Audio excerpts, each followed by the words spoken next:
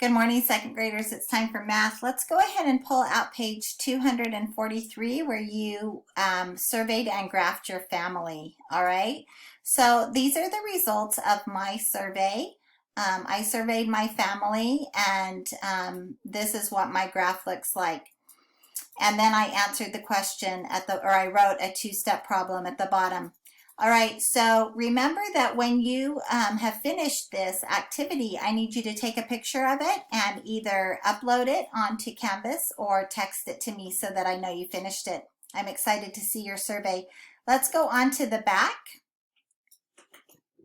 And on the back of,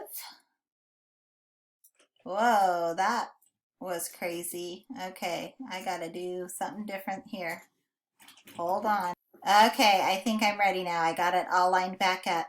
On the back, I want you to just check your work. Make sure that you solved Puzzle Penguin's problem. And then check your addition and subtraction. The top three were all addition. The bottom were subtraction. I've written the correct answers. Go ahead and check yours. Make sure that you didn't make any mistakes on there. You can pause the video while you check that.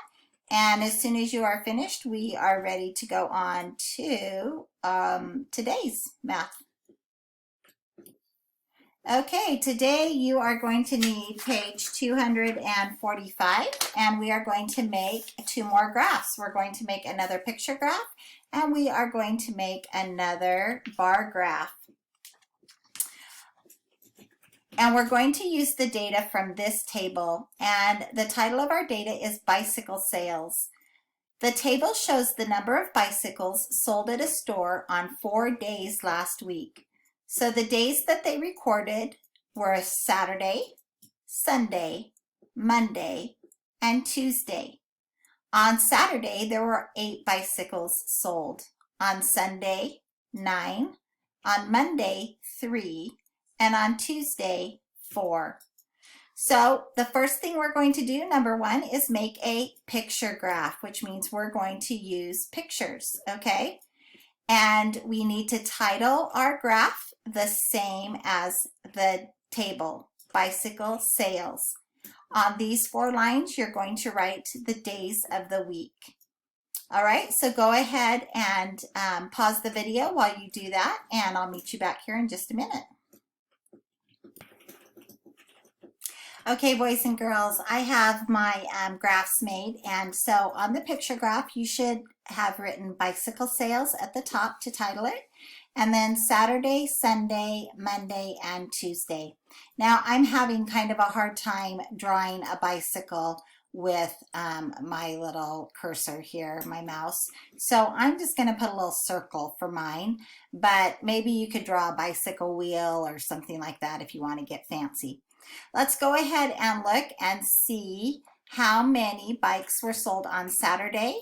It was 8, so I'm going to put a bicycle in 1, 2, 3, 4, 5, 6, 7, 8 boxes. I want you to go ahead and pause the video, and I want you to put a bicycle. If you want to just use a red circle, that's fine, or if you want to make a bicycle wheel, whatever you want to do. Briner, you'll probably draw the whole bicycle because you're an artist. That's okay. So go ahead and fill out the rest of the graph according to the data on our table. All right, did you fill out your graph? I filled out my graph. You can compare yours to mine and see if you got that correct. Okay, next we are going to make a bar graph. And so the bar graph means we have to color in the whole square, right? But we also have to do something else. We also have to number our bars down here. Do you remember what number we always begin with? If this first line is even with this first line, it means 0, okay? Remember when Puzzle Penguin messed that up on Friday and he started at number 1 and it made his whole graph wrong. So when you're doing a bar graph, you need to make sure you're starting at 0.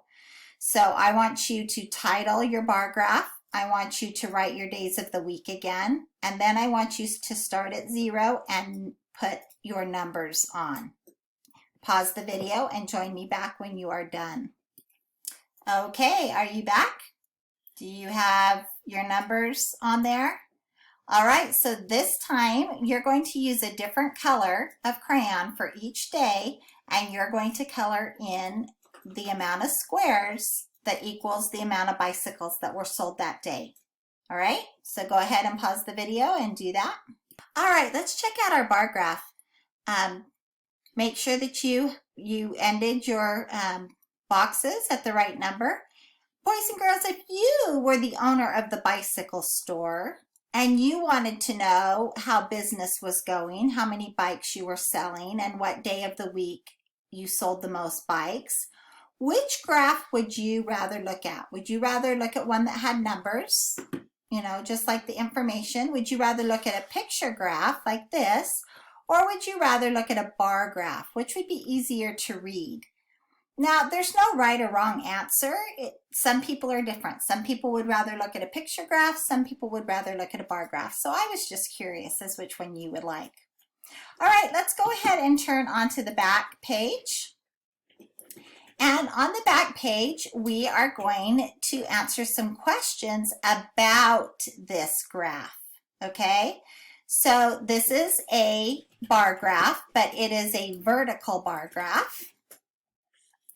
And it talks about books in the class library. So this could be like our class library in our classroom that has our books in it. In this class library, they had mystery books, picture books, history books, and science books.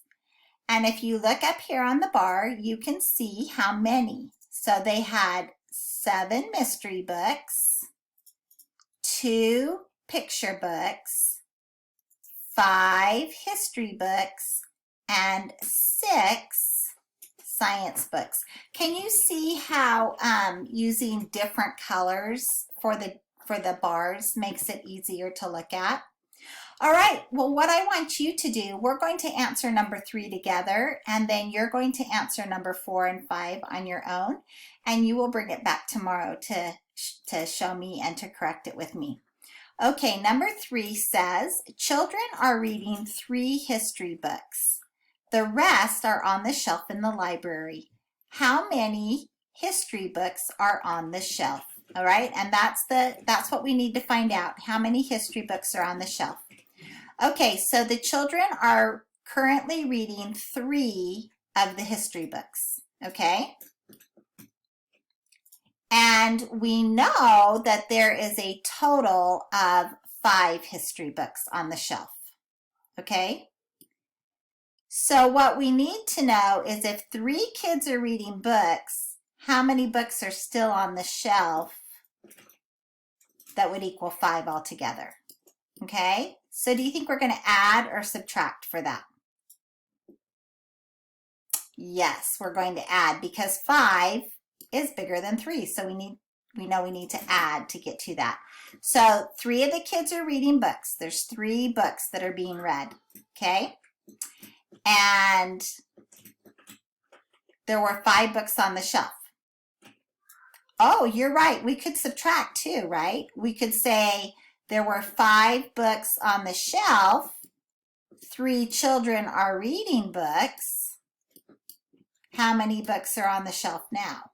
Okay, so that means that three books have been taken off the shelf. All right, so it's basically a fact family, right? These 2 answers are going to be the same either way. What would you rather do? 3 plus what equals 5 or 5 minus 3? You decide which way you'd rather do it because it's going to be the same answer. Okay, what did you get? Did you say 2? 3 plus 2 equals 5. 5 minus 3 equals 2. I agree. There are 2 books still on the shelf.